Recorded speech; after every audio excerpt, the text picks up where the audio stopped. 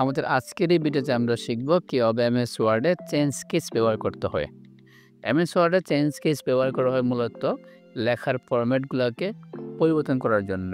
মনে করুন আমরা এখানে যা লিখছি প্রত্যেকটি ক্যারেক্টার স্মল লেটার বা ক্যাপিটালে লিখতে চাচ্ছি। আমরা জানি যে কিবোর্ডের ক্যাপস লক অন করে লিখলে সবগুলা হয় ক্যাপিটালে, আর ক্যাপস লক অফ থাকলে সব হয় স্মল লেটারে। এখন লেখার পর যদি মনে হয় যে আমি চাচ্ছি আমার লেখাগুলাকে স্মল লেটার বা ক্যাপিটালে লিখতে, তো সেক্ষেত্রে কী করতে হবে আমাদেরকে? সেই ক্ষেত্রে আমাদেরকে চেঞ্জ কেসটা ব্যবহার করলে আমরা সহজেই এই কাজগুলা করতে পারি।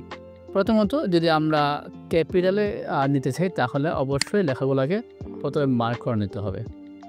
মার্ক করার পর যেতে হবে আমাদেরকে হোম মেনুর ফন্ট টুলসে চেঞ্জ কেসে। এইখানে ড্রপ ডাউন লিস্টে ক্লিক করলে আমরা দেখতে পাচ্ছি এইখানে sentence case, lower case, upper case, capitalize each word রয়েছে। এখান থেকে যদি আমি আপার কেসে ক্লিক করি তখন কি হবে? প্রত্যেকটা লেটার আমার হয়ে যাবে ক্যাপিটালে।